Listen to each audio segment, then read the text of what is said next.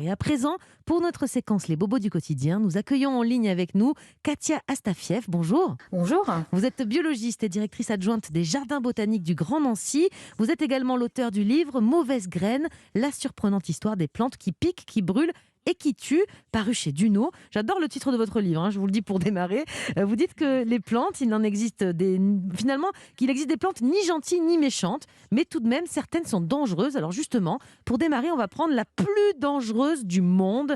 Elle fait partie de la famille des orties, c'est bien ça ? Oui, c'est ça, c'est une plante de la famille des urticacées, alors qu'on ne trouve pas chez nous, heureusement, mais alors on a une espèce qui s'appelle Urtica ferox, comme son nom l'indique, qui est très féroce, qui vit en Nouvelle-Zélande, et la pire, on la trouve en Australie, c'est Dendrocnide moroides, un petit nom compliqué, et j'ai trouvé par exemple le témoignage d'une étudiante américaine qui, au contact de la plante, disait qu'elle a eu la sensation à la fois d'être électrocutée et aspergée d'acide chaud.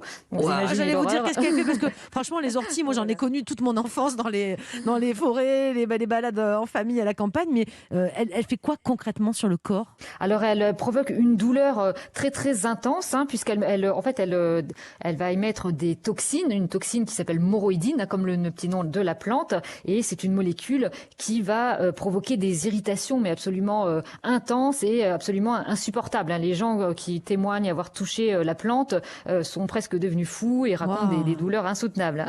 Voilà. Alors on va prendre un autre exemple, on parle de la berce de Cossas, une plante Jimmy, il ne connaît rien aux plantes, je vous le dis. Oui, mais le nom comme ça, je sens que ça n'a pas l'air très sympa. La berce de Cossas, une plante qu'on dit envahissante, mais pourquoi il faut s'en méfier ? Alors en fait c'est la berce du Caucase, puisqu'elle vient de la région du Caucase.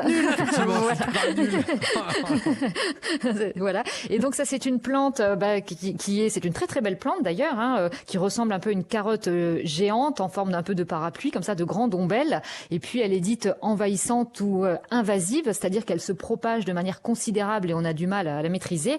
Et puis surtout, elle est photosensibilisante, c'est-à-dire que si on la touche après s'être exposée au soleil ou avant même, on risque d'avoir des brûlures très intenses. Et là, c'est pareil, c'est pas des petites rougeurs seulement, mais ça peut être des brûlures du 3e degré avec des cloques. Donc c'est vraiment une plante qu'il faut pas trop caresser.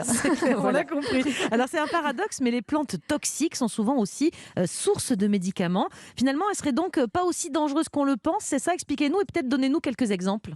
Oui, voilà. Alors après, c'est aussi une question de dose. C'est un peu un principe dans la pharmacologie. La même molécule à dose toute petite peut soigner, mais à dose plus forte peut tuer. Voilà. Et donc, on a un certain nombre d'exemples chez les plantes qui fabriquent des molécules toxiques. Alors pour elles, c'est des mécanismes de défense, parce qu'elles peuvent pas se sauver si elles sont attaquées par un prédateur. Donc elles fabriquent ces molécules toxiques.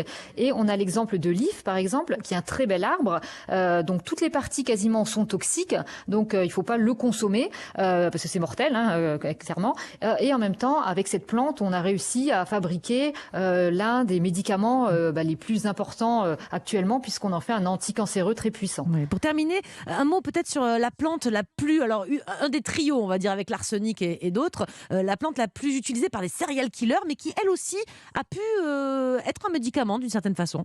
Voilà, c'est une plante qu'on appelle Strychnos nux vomica, donc la noix vomique, effectivement, qui contient un poison qu'on appelle la strychnine, qui a été utilisé et qui est encore utilisé dans certains médicaments, mais par contre qui a été aussi utilisé pour commettre des meurtres. Alors dans la fiction, on en trouve dans les romans d'Agatha Christie, d'Alexandre Dumas, mais il y a également des célèbres tueurs en série, comme à la fin du 19e siècle. Là, il y a un Américain, un Canadien, qui a tué 6 ou 7 femmes en les empoisonnant avec cette molécule.